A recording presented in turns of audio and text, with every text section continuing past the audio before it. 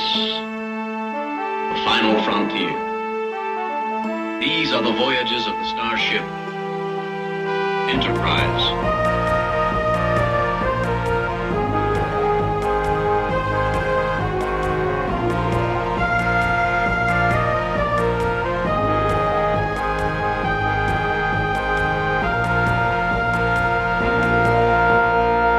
Well, as Bill Shakespeare wrote, the play's the thing, wherein I'll catch the conscience of the king. We're going to be talking about the conscience of the king. Clay, how are you? I'm good. I like this one because I was going to try and find a clever way to work in the phrase, don't blame me, I voted for Kodos. Yeah. But I couldn't figure out how to do it, so there it is. It would just be you spending the entire episode like waiting for a moment. Yeah. I'm like, Clay's really feeling out of it this time. And then... I was going to use it here if whatever you said was a lob ball into it, but it wasn't, so I aborted that. This episode, it's called The Conscience of the King. It was written by Barry Trivers, directed by Gerd Oswald, and it's the episode where an actor traveling aboard the Enterprise may be a former governor who ordered a mass murder 20 years earlier. Me and Clay are going to get right into it. We're going to play an audio clip from the episode, and then we're going to discuss it. See you in a bit. We're overdue for our talk, aren't we? I had hoped you would have respected my privacy, Captain. A moment ago, we narrowly averted an explosion which would have destroyed several decks of the ship. Before that, someone tried to poison one of my crewmen. I'm sorry to hear that. I'm sure you are. Are you Kodos? I asked you a question. Do you believe that I am? I do. Then I am Kodos, if it pleases you to believe so. I'm an actor. I play many parts. You're an actor now. What were you 20 years ago? Younger, Captain. Much younger. Clay, I was a little bit surprised by this episode, and I think my reaction to it. I'm going to start off with a very simple question for you. Is this episode, without telling you any information, is this episode better or worse than I think it is? I feel like I'm going to have... What does that even mean? I feel like my opinion of this one can be very manipulated. I intentionally didn't read any reviews about it. Yeah. Because I wanted to see if this conversation would shape my opinion on it. I think that I might not be well versed enough in Shakespeare to understand if this is good and I'm missing everything, or if it's really not well written and I'm not missing anything at all. Wait, so I mean, I didn't read anything about this either, and I don't think I've ever watched this one before. We watched it for this, but are you implying that it's like actually King Lear or something? Like, is it supposed to be written mirroring a Shakespeare play? Well, I think I talked about it with Amy, and Amy used to be an English teacher, and so she's more familiar with Shakespeare. And I think that it's just a whole bunch of different references to different Shakespeare works. Yeah. Obviously Hamlet, and obviously Macbeth in some ways, because he calls the woman Lady Macbeth, and she turns out to be the manipulator behind everything. Well, that's the play that they're performing at the beginning, too. Macbeth is, yes, and they're performing Hamlet at the very end. Yes, yeah.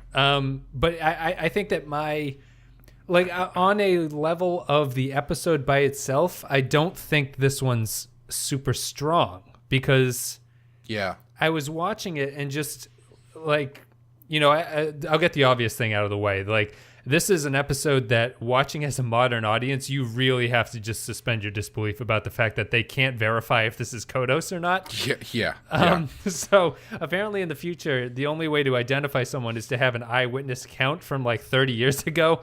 Someone comes in and looks at them. But getting past that, I just feel that it, like, I don't know. I didn't really like the way that Kirk approached the situation. I wasn't sure about what the Kodos thing. I couldn't figure out why Kirk was being so sneaky about everything. Why didn't he tell someone what the hell was going on? Because the entire episode, he's doing all of this stuff that people are reacting to as being out of character for him, as far as going back and picking up the people and everything. And Spock is like, "Hey, what the hell are you doing?" And he's like, "Don't worry about it. I'm just being the captain." And Spock has to figure, like, I don't know. It just didn't. There was nothing about his plan that couldn't. If Spock had said, "Hey Jim, what's going on?" He said, "Oh well, I think this guy is actually a mass murderer who killed half the population of the planet I used to live on. I'm just trying to figure it out and make sure that it is." I would feel like Spock would be like, "All right, yeah, cool, let's do it." Right, right. Like there's no downside for him telling Spock what he's doing, and it doesn't, and him not telling Spock doesn't make the episode better. It doesn't gain him any advantage either. Yeah. To it, I totally agree with that. And I think and also he just sacrifices that other dude. Just he reassigns Riley to put him in a more vulnerable position just to test his theory. I don't think they say that in the episode, but I think what they're implying is that Kirk moves him to keep him safe, but he moves him to a place where he's all alone. And anyone can just sneak up and poison him. And I didn't think that was very good. I think that the Shakespeare thing, right, is that they're kind of playing off of Hamlet there, and Hamlet in Shakespeare has a reason to be secretive about what he's doing. Yes. Kirk has no reason whatsoever to be secretive about what he's doing, and so it's that kind of a thing where I don't know if the episode is layering Shakespeare properly into a story that actually makes sense in this show. Yeah. Outside of that, the reason that I wanted to watch this episode is because it's the Tarsus or whatever for Kodos thing, which I'm fairly certain is going to be the backdrop for the Discovery show. Oh, cool. Oh, that's interesting. So that's a pretty good. Yeah, I could see that being a good element to use. And this is based off conjecture, I think, but a lot of people have written pretty convincingly about why this would be this sort of backdrop to that, and I think it makes sense. I could be totally wrong, but we'll see when Discovery comes out. But I think it's interesting in the way, it's I think that the idea of this mass murdering governor who applied his own personal brand of eugenics, although the show never talks about what that was, which I guess is a good thing going forward. I thought that I just thought that the whole thing about him didn't land, and I didn't think anyone's reaction to him was appropriate. Like, Kirk is really pretty rational when he's dealing with Kodos, who would probably have had Kirk's, some people that Kirk knew executed back when he was on the planet. Yeah. What'd you think in general about this one? If you have any points to jump off of. Yeah, I didn't really like this episode. I did like it as unless I'm missing one, it being the first in a very long tradition of using Shakespeare on Star Trek for some reason. Yes, yeah, I think probably because it's in the public domain. But yeah, like the thing that was really ringing false to me was just the, like, I get it. I get the thing that they were trying to go for with the Hamlet thing, with the basically a really loose paraphrasing of Hamlet trying to figure out whether or not his uncle killed his father, kind of thing. But there's, like you were saying, Hamlet has a reason to be sneaky, whereas Kirk doesn't. And it gets to a point later in the episode where he has a infallible voice recognition technology, which comes back as confirming that it is Kodos, and the script that he has the guy read, he puts down and reads the second half of without looking at it because he probably said it when he was doing it for real. Yep.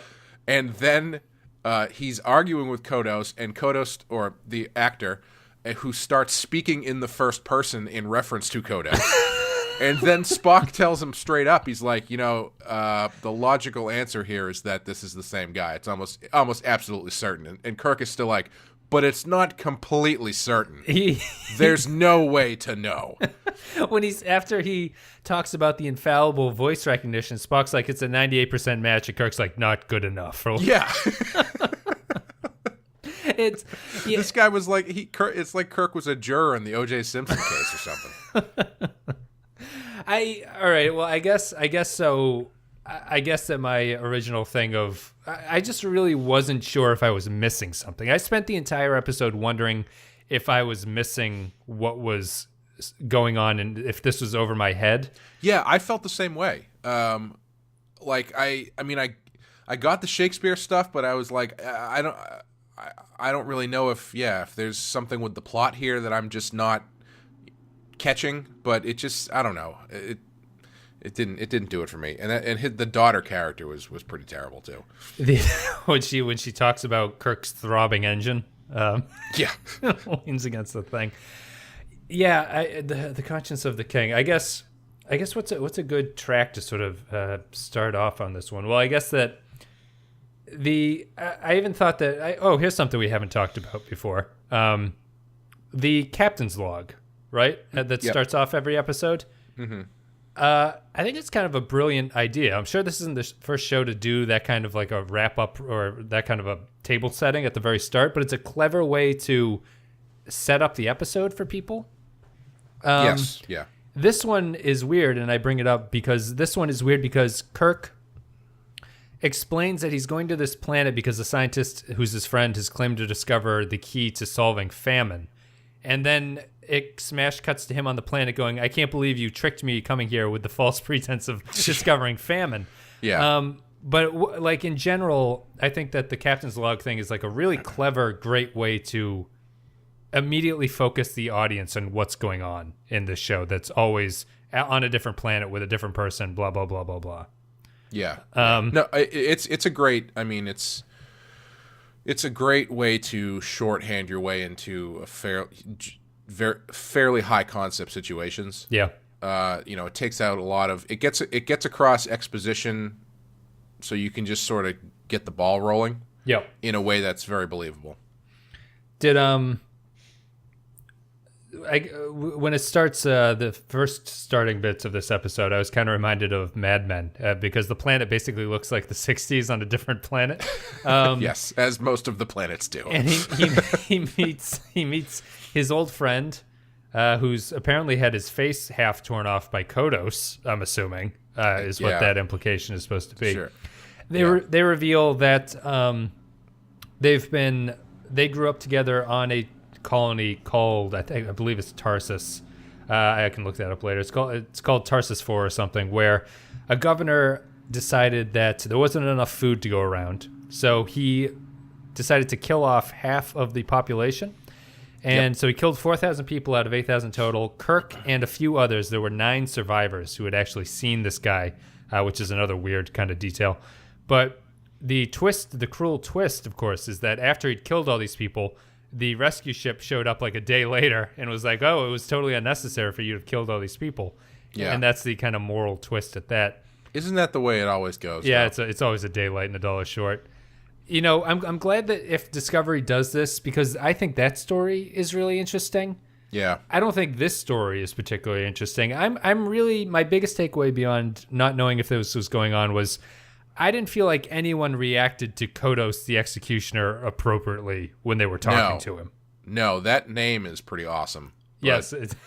The reactions do not live up to the name. It's like casually introducing your friend Vlad the Impaler. Yes. Yeah. My thing here was like I didn't care.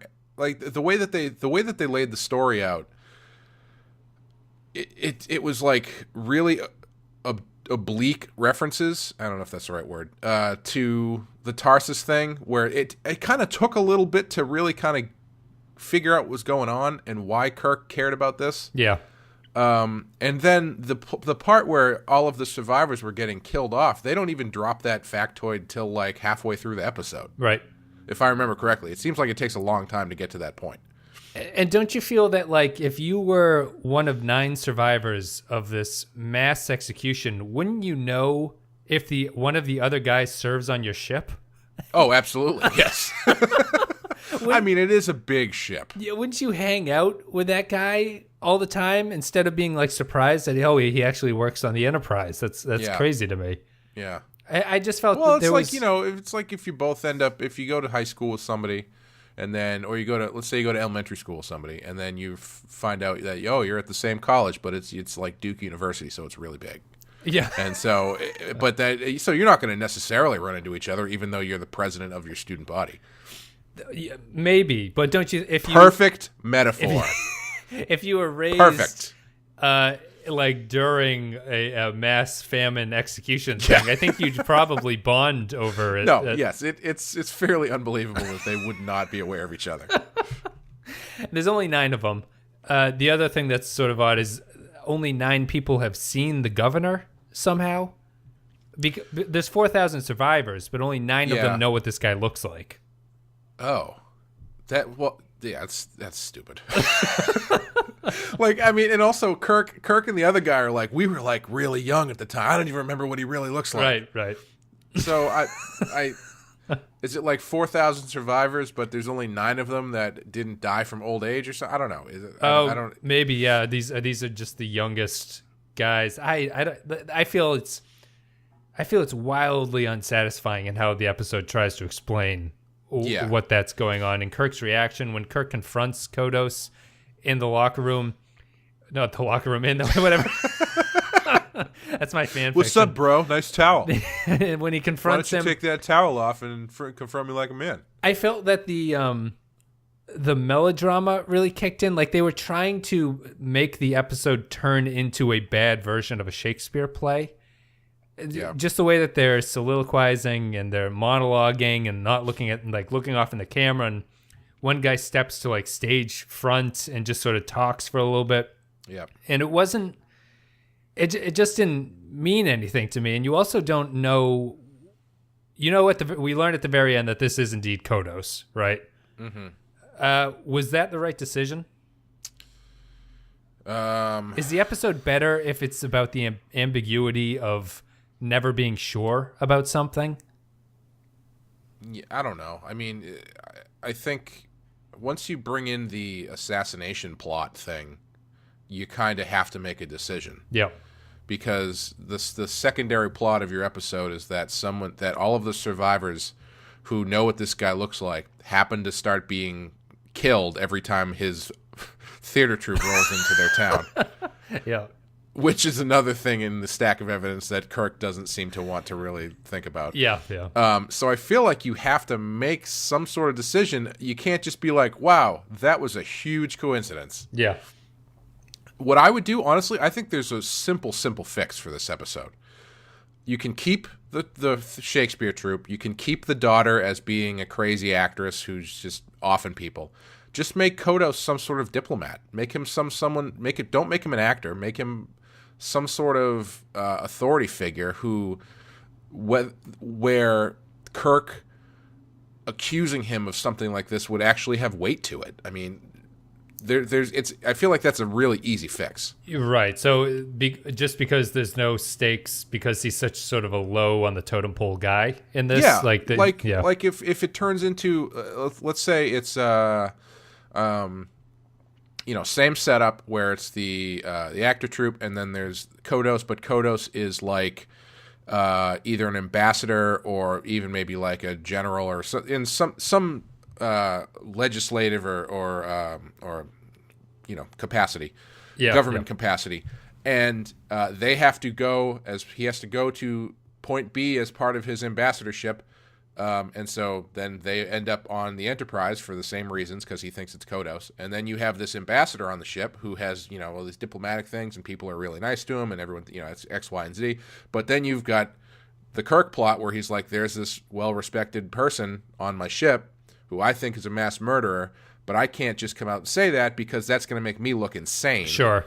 And at that point, him sneaking around makes a lot more sense, and it makes it a lot more like Hamlet. Yeah, that's true. I like have this be going on during some kind of very delicate negotiation. Yeah, exactly. Yeah. And I mean, you can still keep the daughter being the assassin thing if you want. I don't really think you even really need that plot line, to be honest with you. I think there's probably, if they had more weight to Kirk's decisions or consequences of his decisions, I think you could probably make that could be the main focus of everything. Yeah. Because it seems like the assassination plot is very tacked on anyway. Yeah, I don't really understand her motivation I guess it's to protect her father, right? These are the only, for some reason, these 9 are the only people who are actively out to get a mass murderer. Yeah, but they're not even actively out to get him. Like, Kirk wasn't looking for this guy. Right, yeah. Riley was not until he learned from McCoy talking loudly in the other room that TOS was there. I need to talk about Riley in the engineering room for a second. Was he eating Starburst and milk for dinner? Did you notice it? Looked like he was drinking a tall glass of Kahlua or something. His meal was like little multicolored cubes of different shapes and sizes. It was very odd. When your dinner is Starburst and Kahlua, you're either a freshman in college or just like at a real low point in your life. Kirk sent him down there to protect him, right? Was that your interpretation? I don't know. I thought that he was using him as like a bait. Yeah. Oh. But the only reason that I thought that was because when they restationed him, he was by himself and very vulnerable. So I figured, I guess he's just putting him in perfect, position for someone to sneak up with a Windex bottle and spray something into his drink. I loved it wasn't a food dropper. It was just a Windex bottle of shit that someone sprays. It was like they just grabbed they just grabbed one of the cleaning crew from the set and just had him spray something into his glass. That was very, very silly. And it eventually culminates in Kirk sort of confronting Kodos, and everyone gets very melodramatic. Kodos jumps in front of a phaser blast from his daughter. She kills him. She goes crazy. And then she gets wheeled off thinking that he's still alive and all that stuff. Kirk has a sort of a weird scene where she accuses him of using her, right? Yeah, that was weird. That didn't make any sense because Kirk doesn't know who she is when he started flirting with her. Yeah, and I mean, theoretically, you could say that she was using him. Right. Yes. That's more accurate. I don't know if she knows who he is. Oh, at that point, maybe. I mean, I guess she would have to because she's actively killing all of these. But like, how does this plan even work? Do they have a list of survivors? And like, how would she know to kill the half-faced guy? Yep. Or how would she know to kill Riley? And then does she doesn't actively, like, there's no attempt on Kirk, right? It's just the confrontation at the end. Yeah, just that. So I don't even know how the mechanics of her plan actually work. Why do you think I thought this episode was had the potential to be good? I guess would be I was confounded by this episode. And you mean you thought it had potential before you watched it? Or no, after I'd watched it and I was thinking about it, I walked away from it unimpressed. Oh, I see. Okay. Then I was like, am I just not getting it? And I talked to Modi about this, and I want to talk to you, and a couple people chimed in the comments. Do you find that you have to pay much more attention to TOS episodes than TNG episodes to follow them? I don't know. That's a good question. I haven't really noticed specifically, but I think if you were to, I think a reason why you might is because it's just one plot. Yeah. And so, I mean, if you're looking at TNG, if you break the plots apart, you're basically got one plot that's taking up maybe 2/3 of the episode and one plot that's taking up 1/3 of the episode. But since you're just running one straight plot through the whole thing, it's a little bit more, you kind of have to pay more attention to it a little bit, or at least it seems that way. I don't know if that answers your question. No, it kind of does. I feel that like, I feel like I'll be watching it and I'll go like, why is this happening? Why would they do that? And I'll rewind it for 5 minutes and they'll mention it almost in like throwaway dialogue, what they're doing. Well, I have a theory about that because I think it comes across more in Balance of Terror. But I started to think, I have no idea if this is true, but I started thinking about it as in terms of when the show was created. And I mean, it's not early television, but it's fairly early television. And I think it's just set up more like a play than we're used to. Yep. Because they have a lot of sequences in which they're just talking to each other, which I think generally now is not done as much or as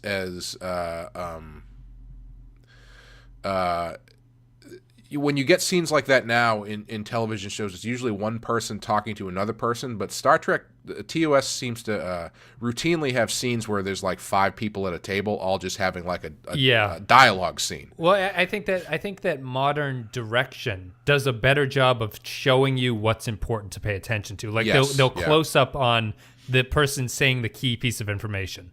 Yeah. TOS does not do that, which is. We're going to get to Balance of Terror. Like, Balance of Terror, I think, works much better because it's more cinematic in a way. Yeah. And this, like, the Conscience of the King is much more of a TV episode than it is a movie type idea. Yeah. And I don't think that the direction is really good at following the important beats for you at this point. Yeah.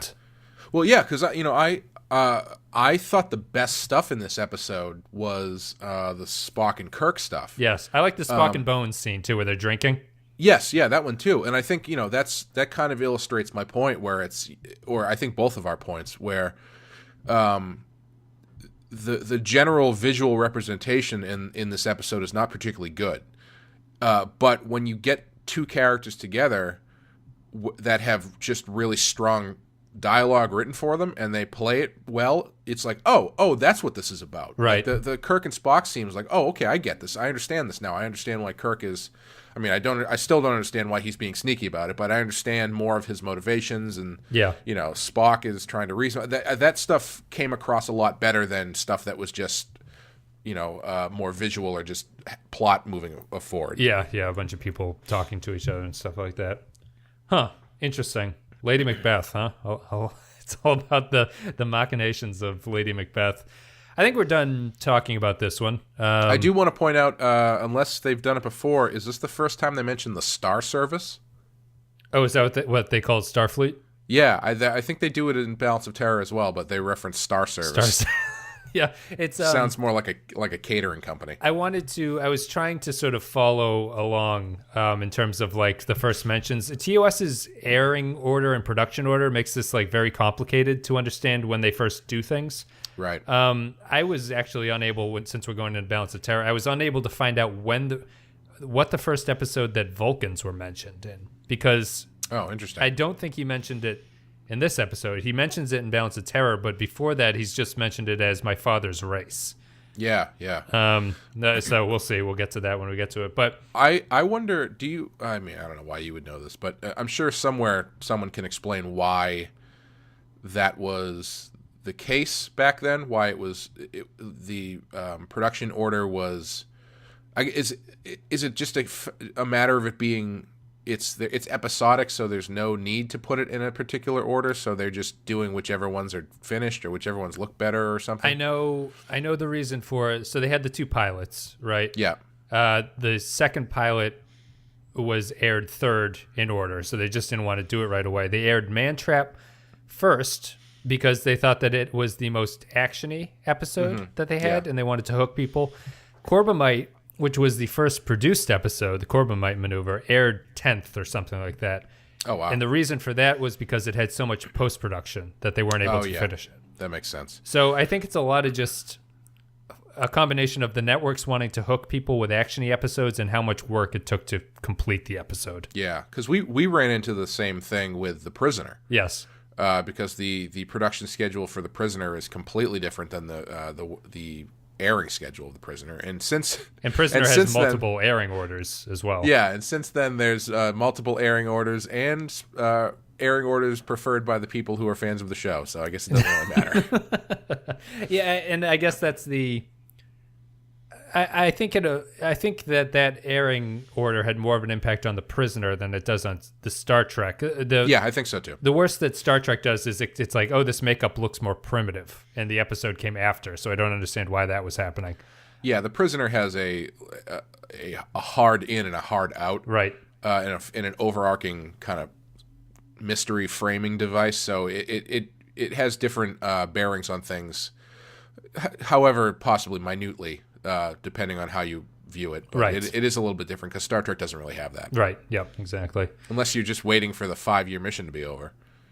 One other point that I haven't mentioned yet. The opening theme song and the Space the Final Frontier dialogue. Patrick Stewart crushes that Kirk Shatner's version, I am really not very impressed with. Yeah. I don't think that's saying anything much, but the Next Generation enunciation of that whole phrasing is many, many, many, many, many times better than the original series. Yeah. It's interesting because after, I think Wrath of Khan is the first one to end with Spock doing it. Sure. And I feel like Spock becomes the go-to for that over Kirk after that point, because he does it again in I know he does it in the Abrams remake, and I think he might do it one or two other times across the movies, and I always found that really interesting, that it's such a Kirk thing. I mean, it's so recognizable as Kirk's thing, yeah, but it at somewhere along the way turned into Spock's thing. It's all that internal strife between these two characters. Which was, probably the whole plan of Leonard Nimoy, is for Star Trek to turn into Spock's thing. Did you have anything else you wanted to bring up about Conscience of the King? Any of your notes that struck you as kind of odd? I wrote that I liked Spock and Bones drinking. I really enjoyed that. I think my favorite scene was there was a Spock, Kirk, and McCoy scene that it was another, they're all kind of sitting around talking about stuff, and that was a really good use of the three of them as Kirk being gut feeling, Spock being more logic, and Bones being even more gut feeling. I guess. But yeah, I thought that they have a really good handle on how those guys interact. I am constantly surprised watching this how good those guys actually are together, because I guess I kind of saw them as someone who didn't really watch the show that much but knew what their relationship was supposed to be from the movies. Yeah. I guess I kind of thought that, maybe their great relationship not great relationship, but the great writing for their relationship is more like, rose-colored glasses looking back on the series, but they actually handle those guys really well. They know what they're doing with them, and all three of them work really well together. Yes, and I think that, I watch a lot of these original series episodes now, sort of going through it. It's a little bit surprising how much my preconception of what I think the show is and how they interact with each other is compared to the reality of it. Yep. And I think that this is very early, and you don't have to go one way or the other, but do you think you have a preference for TOS's hyper focus on only a few characters versus TNG's wider cast, or what do you think is more I guess what do you think is better for producing the show or producing a show? I know that they're two totally different shows, but any sort of general thoughts about it? I think TNG allows you more options.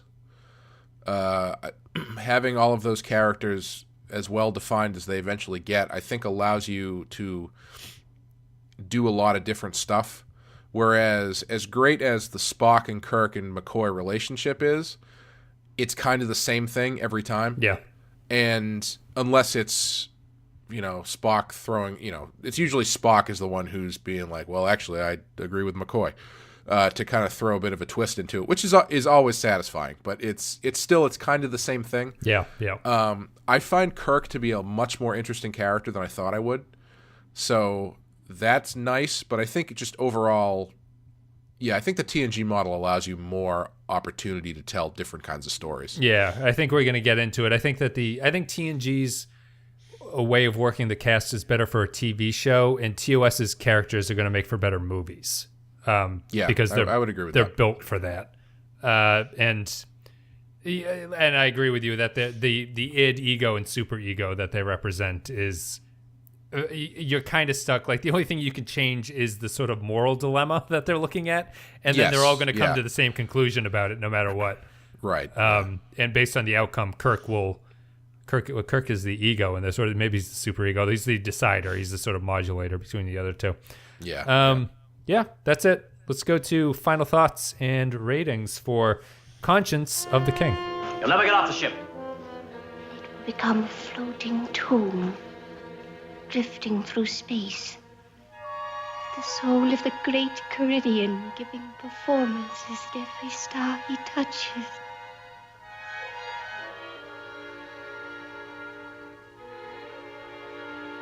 I know how to use this, Captain. No. Caesar, beware the Ides of March. No, child, no!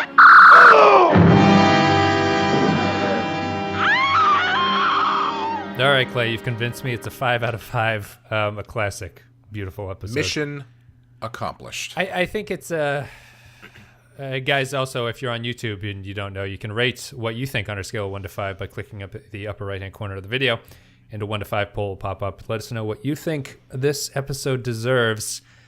I'm going to give it a 2, I think. What do you think before I go any further with where I stand there?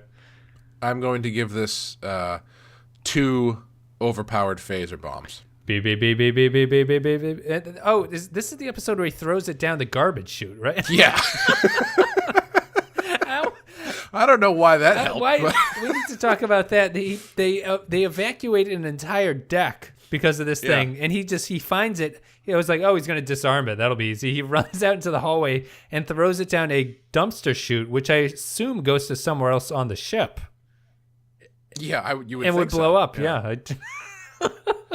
Well, I mean, it's like the time when I was a kid, I accidentally lit a cherry bomb in my kitchen, so I just threw it down the sink.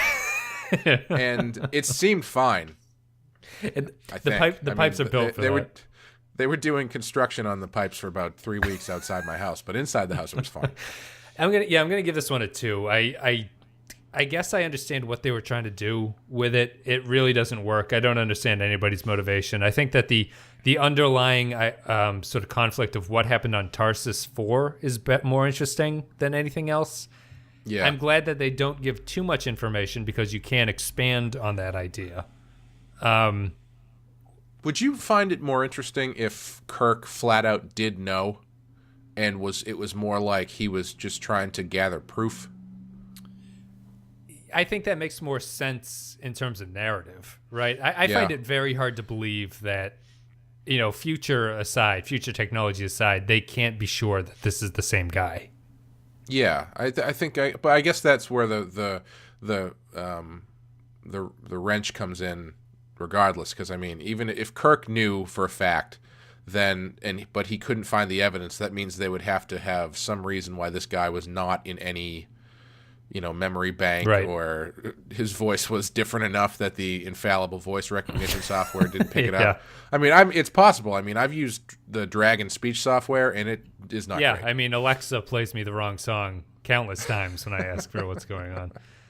I think I agree with that. What are you going to give this guy out of a 5? I'll give it a 2. Yeah. Not great. It's not terrible, but it's just, I don't know. I find it fairly forgettable. Yes, I would agree. And the reason it came up on the list is I think I just wanted to talk about Discovery's potential as it stands. I'm glad. I mean, that'll be cool if that's what it is. I mean, I like it when they call back to this stuff. I mean, I think Wrath of Khan might be the greatest callback in the history of callbacks. Right. Yeah. Especially, I don't know if you haven't done Space Seed yet, have you? No, that's later on. Okay. We'll be getting to Mr. Khan. Clearly, I listened to the show. Anyway, that's it, guys. Thank you for listening to us talk about Conscience of the King. If you're on YouTube, like in the comments, appreciate it. If you're on iTunes or any of the other podcatching software, why don't you give us a rating there? We'd much appreciate it. You can go to facebook.com/The Pensky Podcast, patreon.com/The Pensky Podcast. I would also like to say, before anyone gives me shit about listening or not listening to the show, apparently Brent Spiner has never watched an episode of Star Trek The Next Generation. Yeah, I saw that on his Blu-ray. And it was funny. He seemed a little bit peeved that people would kind of expect him to watch an episode, which I can understand. And I also can't really understand that at the same time. Yeah, you'd think you'd watch at least one. Right, just to see. Spiner never directed anything. So maybe that's why he's not particularly interested in it. But yeah, go to patreon.com/The Pensky Podcast if you want to give a couple dollars to support the show. It's greatly appreciated. You gotta support the podcast that you listen to. I think it's a very important thing to do. We talked about RoboCop for the entire runtime of the movie. It's not like and we didn't even cover everything. No, I actually rewatched it, and I have much more to say about it, and we'll be doing that in the sequels. We're going to get RoboCop 2 and 3, but you can check that out. I completely forgot to point out that the RoboCop car is the most affordable and easy movie prop car that you can get because it's just a shitty 1987 Ford Taurus. Painted in matte black. Yeah.